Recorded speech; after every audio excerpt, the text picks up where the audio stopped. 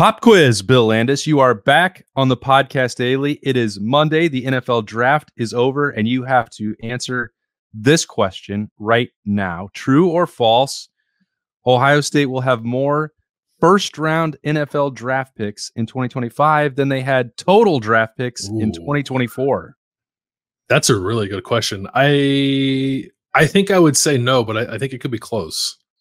So they have to have 5 first-round picks next year, right? They've got to have 5. 5's a lot. I don't want to pretend like 5 is easy. I know we've seen Ohio State do it, so maybe it feels like it's easy, but 5's a lot. So I'll say false but close. False but close. He's going to take a tie, maybe, huh? Yeah, a tie. Maybe a tie. Yeah. Okay. He's Bill Landis. I'm Austin Ward.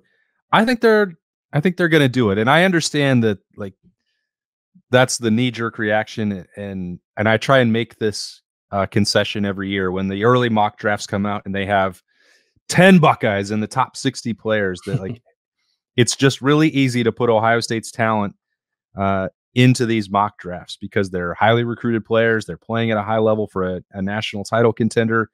They've got a lot of brand and name recognition of their own. So like, you're going to see that a lot. And I bet every mock draft that we see for the next, I don't know, week or so, the immediate ones that skip ahead to 2025 already will have more than 4 Ohio State players in them. And I think there's good reason for that. Like Denzel Burke is, I think, going to be a first-round draft pick. I think Jack Sawyer is probably going to be a first-round draft pick. I think JT Tuimoloau has a very good chance of being a first-round draft pick. Then it gets a little bit more interesting, and I think that Will Howard may be the test case. If you're going to get to 5, like he's got to be one of them, right? And after the NFL went nuts with taking 6 quarterbacks in the first 12 picks, I wonder if he was kicking himself at all, Bill. Like that could be really good for 2025 if they do that again, or maybe everyone will look back at the passing rush in 2024 and be like, "Ooh, that wasn't such a good idea," because Bo Nix went number 12. Yeah, there was like 120 something picks, right, between Bo Nix and Spencer Rattler. I think Will Howard probably could have found himself in the middle of those 2 picks. Where exactly, I'm not entirely sure. Part of the reason why I hesitate to go all in on the first round crop being that large next year is because I Will Howard would have to make like a monster leap, I think, to be a first round quarterback in anyone's eyes. Now, to your point, like he probably will be in a quarterback class that people aren't all that enamored with. And again, to your point, Bo Nix went the first round. So like quarterbacks go higher than they should often. So maybe that will play into Will Howard's favor. But I think from like a pure talent standpoint, I don't know that he checks a lot of boxes other than being tall to be a first round quarterback. But if you're telling me that he's going to be a first rounder, then yeah, I think 5 is well within reason. Like I when I was trying to figure out that number, I wasn't even including him. I was on the 2 defensive ends, Denzel Burke, Emeka Egbuka, and then I don't know, like Tyleik Williams, if he goes nuts at the combine, or like Sonny Styles, or perhaps CJ Hicks is an early entrant, like go nuts at the combine and someone falls in love with them and they become a first round pick. So it's weird to like not include the quarterback at Ohio State in that conversation. But I don't think we're quite into that territory with Will Howard yet. And like, you know, ask me again in October, and maybe I'll sound like an idiot saying this now in April, a year before the 2025 NFL draft. But if that's going to happen, then yeah, I think it's well within reason that 5 could potentially happen next year. Yeah, you put, you know, Lathan Ransom in that consideration, Jordan Hancock as well. Like there's going to be people that fall in love with the athleticism of those guys. Now, it may be a situation where Ohio State has 3 or 4 first-round draft picks, and then the top 60 and top 90 becomes a flood, which would be very similar to what Michigan just did. You can certainly and absolutely win a national title without necessarily having 4+ first-round draft picks. That is not a requirement, but it does seem to be pretty strong correlation when you look at some of the Georgia teams, the Alabama teams, Michigan a year ago. You need to be approaching double-digit draft picks, and I think the guys that we mentioned for Ohio State there, that's not even, you know, dipping in below the top 10, I guess, which we rattled those names off pretty quickly. Like this is going to be a double-digit draft class, and it's going to be because so many of them decided to stick around, which is how Ohio State wound up with, I believe it was the lowest number in a draft class for Ohio State, 4 in the last 11 years. It's an unusual situation for them. Although, as we've said many times, dating back to the Combine and Pro Day, it is because so many of these guys decided to put it off for one more year and one more shot at a national title. Yeah, so the fewest since the 2013 3-man class, right? It was Jonathan Hankins, John Simon, Reed Fragel, I think were the 3. And so one of our texters, like I saw it the other day when I was on vacation, said like, "Oh, the experts said Ohio State was going to have a double-digit draft class this year." It's like, well, yeah, they were gonna, and then all the guys decided to come back, right? So they're going to definitely have one this year, or the next draft, like comfortably so.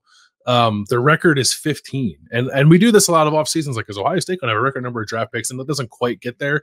So like maybe it won't get there again in 2025, but they got a heck of a chance to push for it. I think easily you get to like 11 or 12 without having to twist your brain all that much. And then it's like guys, like I mentioned earlier, like do Sonny Styles and CJ Hicks maybe declare after 3 years? I don't know. Does someone like Josh Simmons like make a really big jump and decide that he wants to go to the NFL after this year? That's probably on the table. So you could have a pool of probably 17 or 18 players and with a chance to make a run at that 15. That's kind of the position that Michigan was in with, I forget exactly how many they ended up sending to the NFL Combine, but they only ended up with 13 draft picks. But people thought they might push for a record just because the pool of players that were eligible for the draft and even borderline candidates was rather large. And we're used to Ohio State being in that position. It's been a couple of years, since it's been that way. And frankly, the draft output should be a little better, but this one comes with an asterisk, I think, too, because like, as we said, like, I don't know how many guys, 7 probably draftable players decided to come back. Maybe I'm just off the top of my head. Maybe it's more than that, but it's odd, I guess, for Ohio State to not be in the conversation for most selections from a single school in a given draft, but there's a reason for that. And that reason is also the reason why they'll be squarely in the conversation next year. Yeah, and then the weekend was also a reminder that it's still very hard to get drafted. You mentioned Michigan players that went to the Combine, and then, we don't cover that team on a day-to-day basis. We cover Ohio State. You could have made a case 2 months ago, be like, well, I mean, someone is definitely going to take Steel Chambers after as much football as he's played. The measurable skills of Josh Proctor and the fact that he ended his career on a high note for the Buckeyes at safety, he's got to be in position to be a draft pick. Xavier Johnson, people will talk themselves into the variety of ways that he can help and he can be used on special teams. Matt Jones has played a ton of football. Like, those guys all wound up with undrafted free agent deals, which is no small thing. You've still accomplished something and you have a chance to make a team, but there are a finite number of spots in the NFL draft. It gets harder and harder. You don't just get to automatically do it because you played at Ohio State. And so that plays into not only this conversation about the first round, which is the cream of the crop and where teams are, I don't know how everyone is making their decisions because the Falcons took Michael Penix at number 8, but that's also part of it. Teams do weird things, and there's only 32 spots there, so it's hard. And it's like, it's not an indictment on the Ohio State players who didn't get drafted. It's not an indictment of where those 4 guys who did get selected go. Like, it's hard, and all you really need is a shot. And I know that's like, sounds like a backhanded compliment, but when we're projecting some of these things forward and like, oh, can they be 15, 16, 17? Can the whole offensive line wind up getting drafted? Like, maybe, but a lot of things have to happen between now and not just August, but next April. Yeah. So the number, I looked it up as you were talking, Michigan had 18 guys invited to the Combine and 13 were drafted. So I actually wonder, 5 Combine players not getting drafted might be a record. That's not the kind of history that you want to make.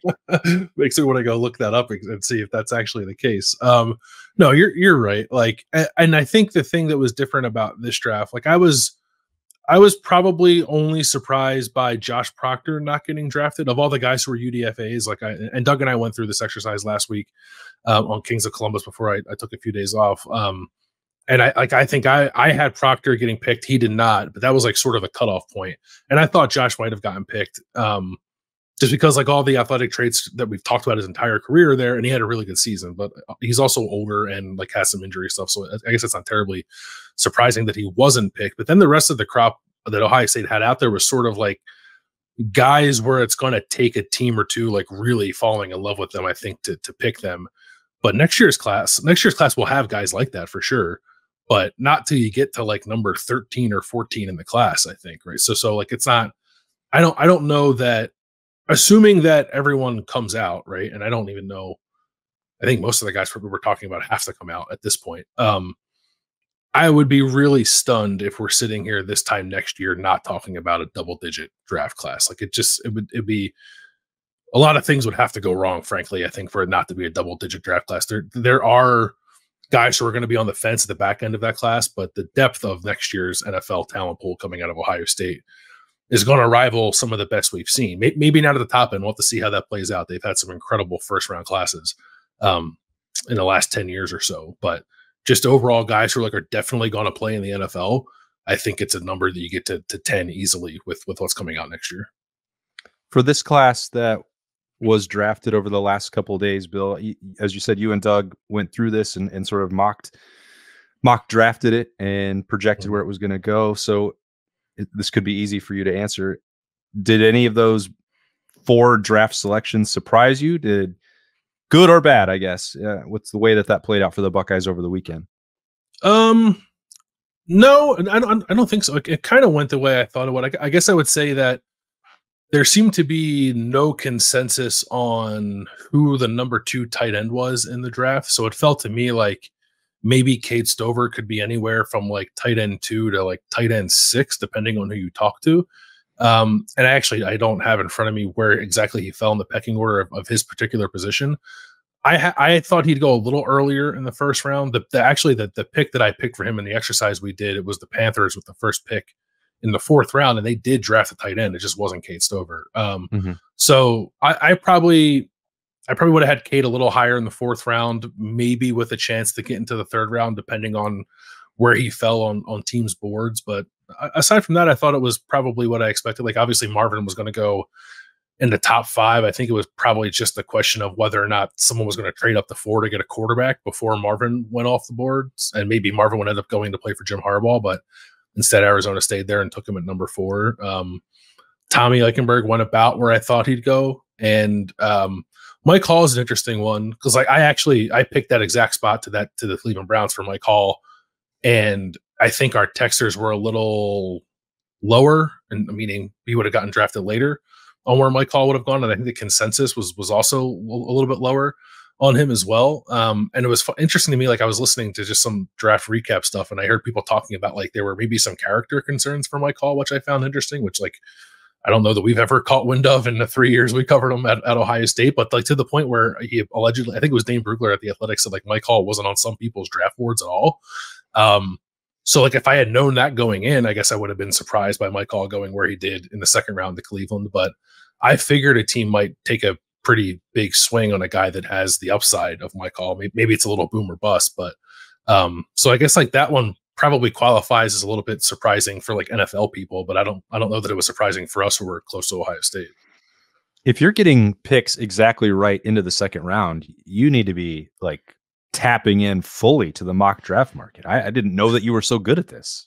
I wasn't, I'm not good at it. All I do is like go through other mock drafts and find a, like, so for what's what I did for Mike Hall is like, oh, this person has the Browns drafting a defensive tackle and Mike Hall is 10 picks after that. I'm just going to move Mike Hall up into that first so that I'm slightly different from someone else's mock draft. So there's actually really no thought at all that goes into it, nor is there any expertise. Yeah. I'm always amused by what counts to these anonymous. They don't even have to be scouts. They can be anybody. Anonymous people handing scouting reports that come across as and say character issues. They could be anything. Like the only thing that even remotely comes into mind with me and my experience covering Mike Hall was that I did not feel like or witness him having as great of a relationship with Larry Johnson as many other Ohio State defensive linemen do. And that, I think, spilled out in some games on the sideline where you could see that he wanted playing time. And I'm not talking specifically about the Michigan State game with the 7-8 snaps and 3 sacks. Like that was an injury situation. I think the rotation irritated Mike Hall throughout his career more than maybe it has other players. And that could for some people be, oh, that's a character issue. He didn't get along with Larry Johnson. That's one of the greatest assistant coaches in the history of college football. If he can't do it, we can't coach him. Like, that's the only thing I can even remotely think of. There's nothing that I have ever been aware of off the field for Mike Hall that would be like, don't take him. That was even before he got to Ohio State. It was like charity, this stuff, and work ethic and giving back to the community. Like that's always been part of Mike Hall's brand. That I hate what that part of the draft, like character issues. Okay, well, can you be more specific than that? Because that's painting with a pretty wide brush. Yeah, character issues can mean a whole lot. And I like even if because I saw some of the same things on the sideline sometimes with Mike and Larry, but then like Larry was at Mike's draft party, like standing behind him with a cell phone, recording him like it was his own son getting drafted. So like, right. It's not like they had a terrible relationship, even if they were frosty at times on the sideline because Mike wanted to play more. So I have no idea that like caught my ear in a pretty shocking way when I heard that. I don't know what it could have been, other than like Mike Hall is young. I think he's 20. So like maybe there's just general maturity things you worry about when a guy is that young going to the NFL. But I don't know. I thought it was cool to see him get drafted by his hometown team too. So I really hope it works out for him and the Browns. Yeah, Streetsboro down to Columbus and then up to Cleveland. And again, when I say I chose those words carefully, not the best is like doesn't mean bad. Like, yeah, Mike Hall and Larry, like if you don't get along, you had multiple opportunities to leave. If you were Mike Hall, I wasn't suggesting that there was some rift or that's why Mike Hall went off to the NFL draft with 1 year of eligibility left or anything like that. That's just the way it goes. And if people are going through and scrutinizing every detail, interactions on a sideline, or wondering about snap counts and all those things inside the game, that's going to be picked apart by these people. That's what they do. That's how you see such weird decisions when they're trying to make $1 million decisions for the good of a franchise. You know, some do it better than others, but that, again, if that's what you're putting down as a character issue for Mike Hall, good for the Cleveland Browns that they ignored that and got the guy that they seem to want there in the second round. Yeah, I mean, clearly the Browns didn't have any concerns because I don't think you draft a guy that high. And also, too, I think when there are those concerns, like you worry about, like, is it the best thing in the world to like have this guy stay home, right? And they didn't care about that either. So I almost hesitated to bring it up because like it sounded like strange and unfounded to me, but I just thought it was odd that was even mentioned. But thankfully for Mike, it didn't impact his draft stock because the Browns took him pretty early.